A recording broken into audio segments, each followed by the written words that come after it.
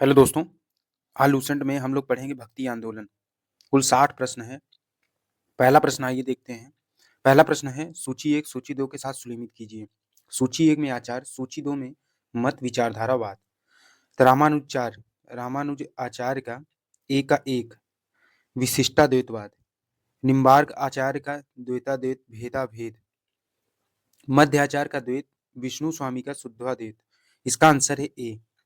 अगला प्रश्न है भक्ति आंदोलन के प्रारंभिक प्रतिपादक थे। तो इसका आंसर है ए, रामानुज आचार्य। अगला प्रश्न है पंजाब में भक्ति आंदोलन के अग्रदूत थे।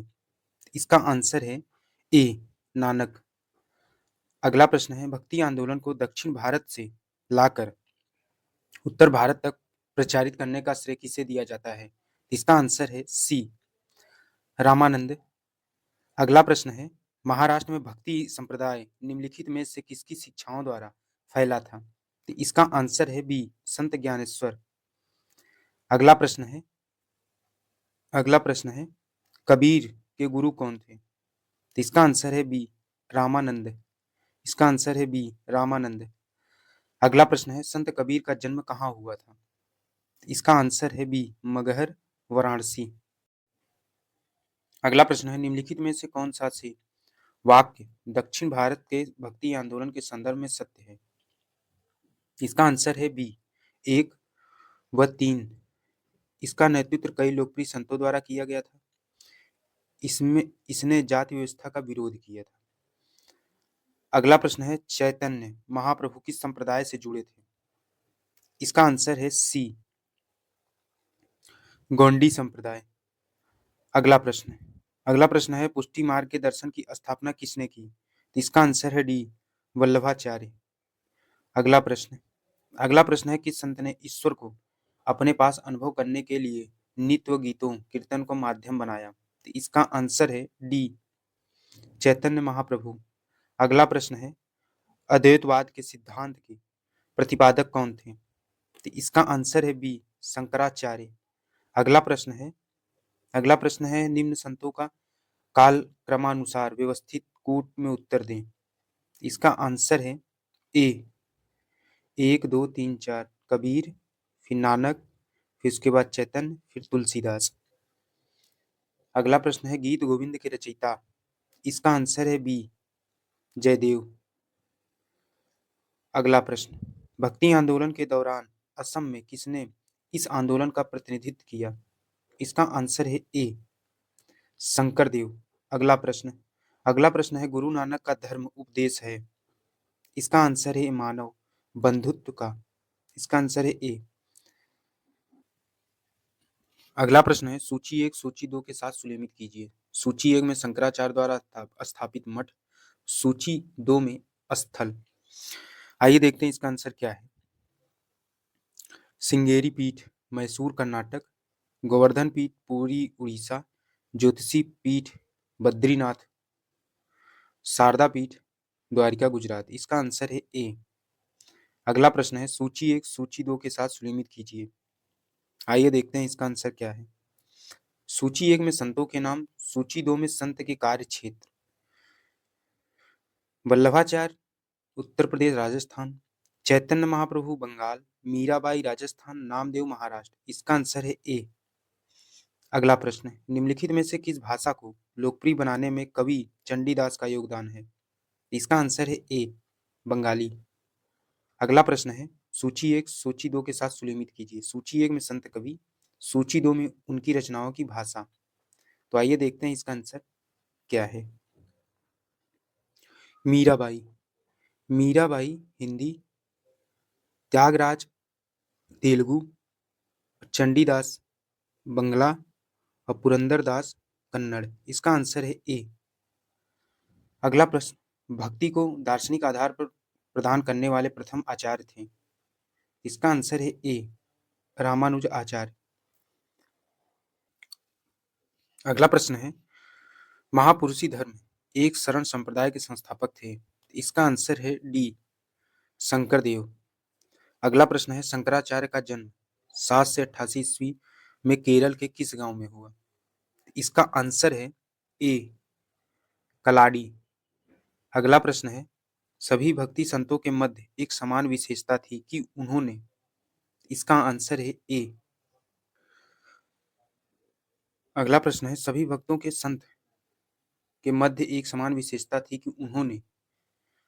इसका आंसर है ए, अपनी वाणी को उसी भाषा में लिखें जिसे उनके भक्त समझते थे। अगला प्रश्न अगला प्रश्न है, भक्ति आंदोलन का प्रारंभिक किया गया। तो इसका आंसर है ए, अलवार नैनार संतों द्वारा। अगला प्रश्न है, रामानुज के अनुयायियों को कहा जाता है। इसका आंसर है बी, वैष्णव।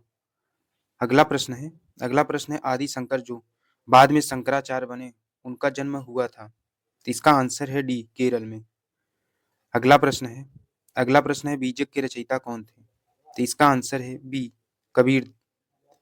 अगला प्रश्न है, भक्ति रस कवित्री मीराबाई थी। तो इसका आंसर है डी, एक राजपूत शासक की पत्नी। अगला प्रश्न है, प्रसिद्ध भक्त कवित्री मीराबाई के पति का नाम था। तो इसका आंसर है बी, राजकुमार भोजराज। अगला प्रश्न है, बुद्ध और मीराबाई के जीवन संदर्भ में मुख्य साम्य थे। तो इसका आंसर है सी, संसार दुख पूर्ण। अगला प्रश्न है, ब्रह्मा सत्य है और जगत मिथ्या। मिथ्या मतलब झूठ, भ्रम या माया है।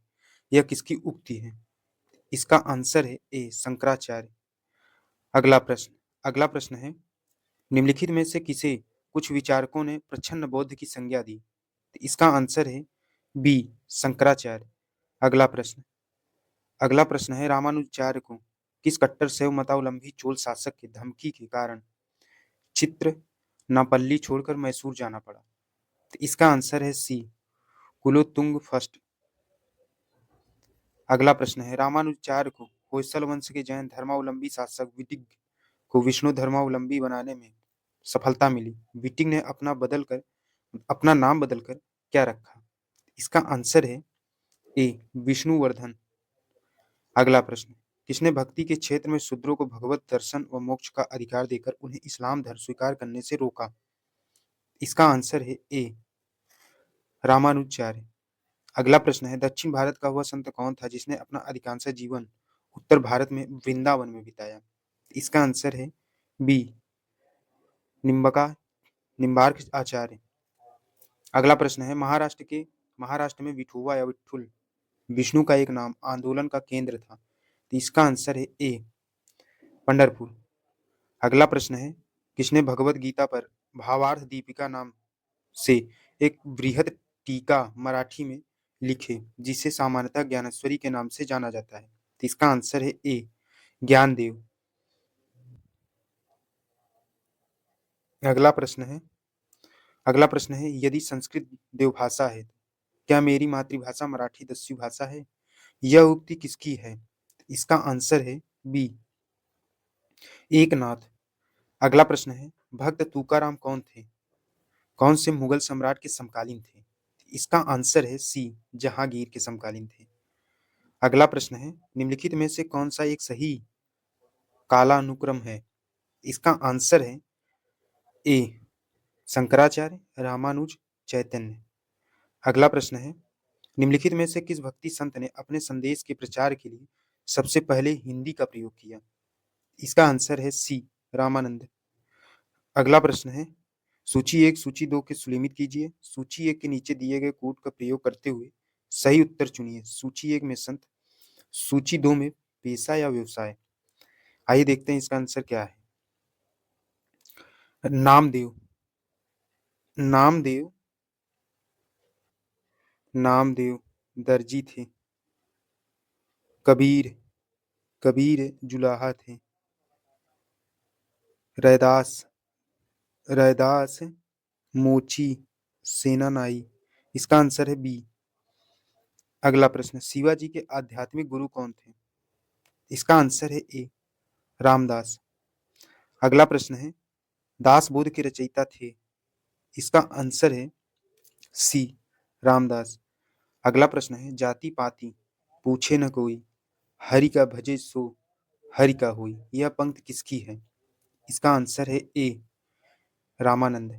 अगला प्रश्न है, गुरु नानक का जन्म 1469 ईस्वी में कहाँ हुआ था। इसका आंसर है ए तलवंडी ननकाना में। अगला प्रश्न है सिख धर्म का संस्थापक किसे माना जाता है? इसका आंसर है ए गुरु नानक। अगला प्रश्न, बंगाल और उड़ीसा में वैष्णववाद को लोकप्रिय बनाने का श्रेय? इसका आंसर है ए चैतन्य। अगला प्रश्न है चैतन्य महाप्रभु का जन्म स्थल? इसका आंसर है ए नदिया। अगला प्रश्न, उड़ीसा नरेश प्रताप रुद्र किस वैष्णव संत का शिष्य हैं? इसका आंसर है ए चैतन्य। अगला प्रश्न है निम्नलिखित में से किसे गौरांग प्रभु भी कहा जाता है? इसका आंसर है ए चैतन्य। अगला प्रश्न है सुलिमित कीजिए, सूची 1 में रचना, सूची 2 में रचनाकार। आइए देखते हैं इसका आंसर क्या है। पदावली पदावली रचनाकार विद्यापति और रामचरितमानस के तुलसीदास और सूर सागर के सूरदास, बीजक के कबीरदास। इसका आंसर है बी। अगला प्रश्न है आलसियों का मूल मंत्र? अजगर करे न चाकरी, पंछी करे न काम का रचयिता। इसका आंसर है बी मलूकदास। इसका आंसर है बी मलूकदास। अगला प्रश्न है महात्मा गांधी के प्रिय भजन? वैष्णो न जान वैष्णो न जन वैष्णो जन तो तेने कहिए, जो पीर पराई जाने रे के रचयिता कौन? इसका आंसर है ए नरसिंह मेहता। अगला प्रश्न है नरसिंह मेहता के प्रसिद्ध संत थे? इसका आंसर है ए गुजरात के। अगला प्रश्न है मुगल शासक मोहम्मद शाह रंगीला किस संप्रदाय का अनुयायी था? इसका आंसर है ए शिव नारायण। अगला प्रश्न है असम का चैतन्य किसे कहा जाता है? इसका आंसर है ए शंकर देव को। अगला प्रश्न वह अंतिम प्रश्न है निम्नलिखित में से कौन भक्ति आंदोलन का प्रस्तावक नहीं था? इसका आंसर है ए नागार्जुन। तो दोस्तों क्लास यहीं खत्म होती है। लाइक शेयर जरूर करें। जय हिंद।